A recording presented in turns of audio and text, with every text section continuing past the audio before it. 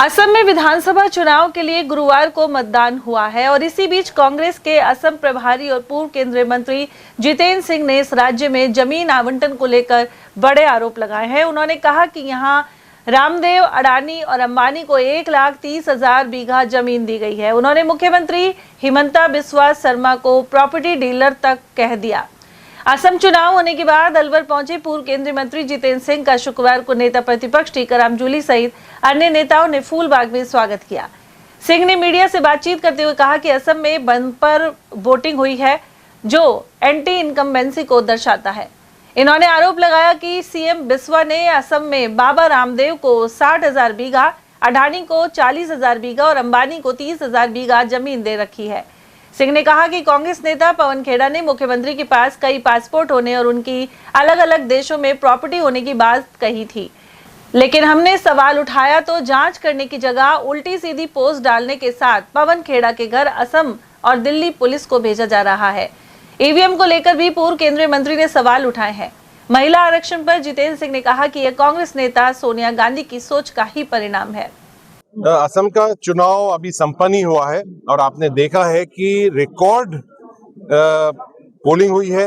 लगभग बहुत जगहों पर 90 से भी ऊपर हुई है, 86 हुई है और ये दर्शाता है कि सरकार के विरोध, जब हाई पोलिंग होती है सरकार के विरोध में पोलिंग होती है। ये एक तरह से नियम बना हुआ है पूरे देश के अंदर। और जिस तरह से मुख्यमंत्री है वहां का हिमंता बिस्वा शर्मा, उसकी आप भाषा देखिए, बॉडी लैंग्वेज देखिए, और इस तरह का जैसे कोई बहुत ही संवैधानिक पद पर रहते हुए एक बहुत हल्की बात करने के लिए राजनीति का जो स्तर है वो इतना नीचे गिरा दिया है हिमंता बिस्वा शर्मा ने। देश का सबसे भ्रष्ट मुख्यमंत्री, उसके ऊपर माफिया, उसका पूरा परिवार, उसकी बीवी, उसके सारा जो भी उसके रिश्तेदार हैं, उनने पूरा असम को का ठेका ले रखा है, प्रॉपर्टी डीलर का काम कर रखा है। और आपको हैरानगी होगी कि बाबा रामदेव को 60,000 बीघा जमीन वहां दे रखी है, अडानी जैसी कंपनी को 40,000 बीघा जमीन दे रखी है और अंबानी जैसी कंपनी को 30,000 बीघा जमीन दे रखी है। तो ये तो प्रॉपर्टी डीलर है या ये मुख्यमंत्री है, ये हमें अभी तक समझ में नहीं आ रहा है। सर, भारतीय इतिहास में पहली बार बॉम्बे हाईकोर्ट ने ईवीएम जांच की बताई है, क्या कहना चाहते हैं? देखिए, ईवीएम के ऊपर किसी को भरोसा नहीं है। आप किसी भी गांव में जाएंगे, किसी भी आप इलाके में जाएंगे, वहां एक व्यक्ति, हर व्यक्ति कहता है कि ये पता नहीं ईवीएम के अंदर हमारा वोट डल रहा है नहीं डल रहा है। तो जब जनता को इसका भरोसा नहीं है तो ईवीएम के इस्तेमाल क्यों कर रही है सरकार? और ईवीएम के अंदर इतनी सारी खामियां निकल रही हैं। आपको याद होगा पिछले चुनाव के अंदर अलवर में भी इतनी जगहों पर आई कि वोट हम डाल रहे हैं हाथ के निशान को, या वोट हम डाल रहे हैं साइकिल के निशान को, और वो वोट जा रहा है बीजेपी को। तो ये पूरा का पूरा मैनेज्ड है। हमने देखा है कि इलेक्शन के अंदर ये किस तरह की गड़बड़ी करते हैं। और एक उदाहरण नहीं है इसका, 100 के 100 उदाहरण है जिनमें लोगों ने पिटीशन कर रखा है। यहाँ तक कि महाराष्ट्र के अंदर जो पंचायत चुनाव हुए थे उसके अंदर जो व्यक्ति खुद खड़ा हुआ, उसका खुद का ही वोट नहीं डाला। खुद अपना वोट तो डालेगा ना, एक उसका परिवार ने भी नहीं डाला, लेकिन खुद का वोट भी नहीं गया। तो आप सोचिए कि ईवीएम के अंदर जो इतनी बड़ी धांधली चल रही है। अच्छी बात है कि हाई कोर्ट ने उसके ऊपर जांच करवाई है, लेकिन ईवीएम को बंद कर देना चाहिए। ये आम जनता की मांग है। जब जनता के लिए ही ईवीएम बना है, वोटिंग के लिए, तो जब विश्वास ही नहीं है तो बैलेट पेपर से चलना चाहिए। अच्छे रिजल्ट आएंगे, नतीजे ठीक आएंगे।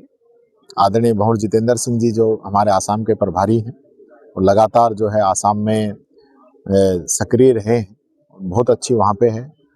वहाँ पे इनका जो सामना है वो देश के सबसे भ्रष्ट मुख्यमंत्री जो कहे जाते हैं उनसे था। उनकी लैंग्वेज देखिए, खड़गे जी जैसे व्यक्ति के लिए, जिनकी राजनीतिक कैरियर उनकी खुद की उम्र से ज्यादा है, उनके लिए जिस प्रकार के बयान दे रहे हैं।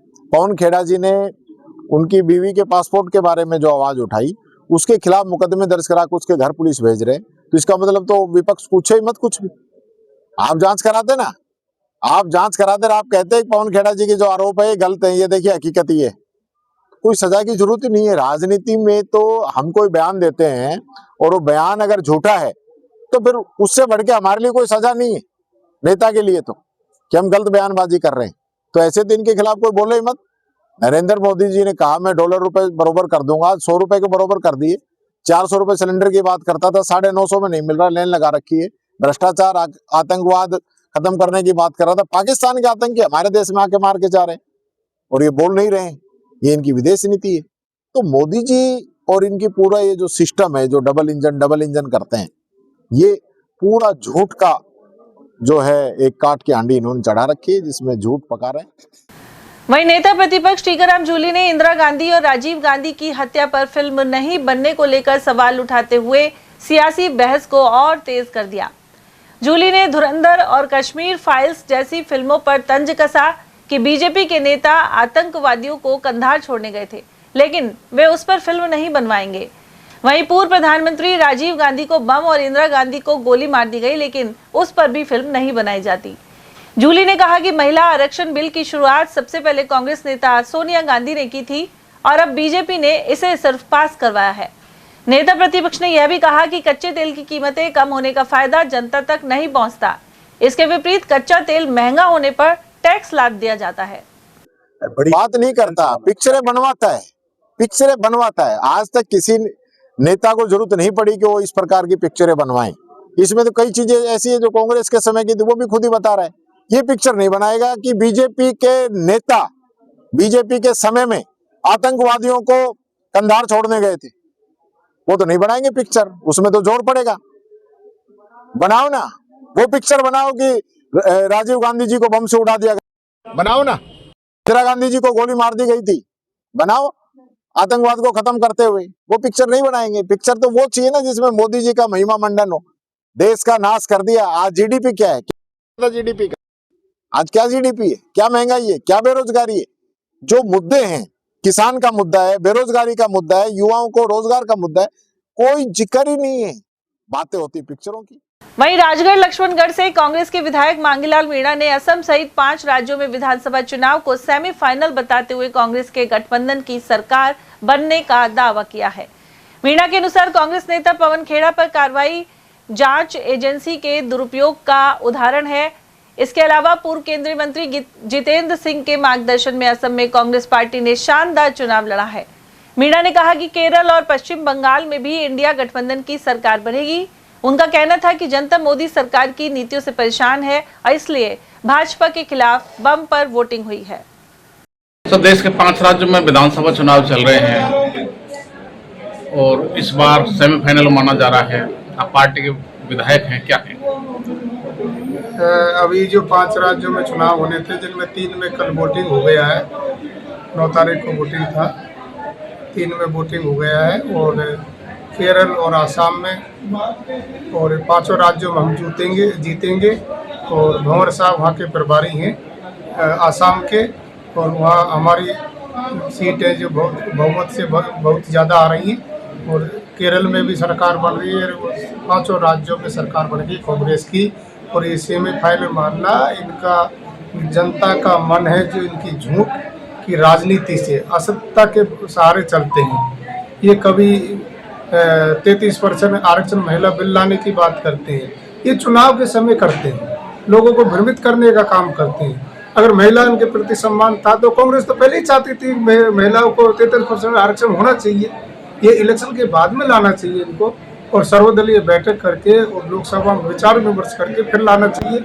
इनको इम्प्लीमेंट कर रहे थे, पहले 28 से करेंगे, पहले तो पहले वाले चुनाव में करने की सोच रहे थे, फिर बाद में 29 की बात कर रहे थे। तो इनकी बातों में कोई स्टैंड नहीं है, ये बिना स्टैंड के बिना टाइमलाइन के बात करते हैं। तो इन जनता के समझ में आ गया है अभी इनकी क्या तौहीन हुई है।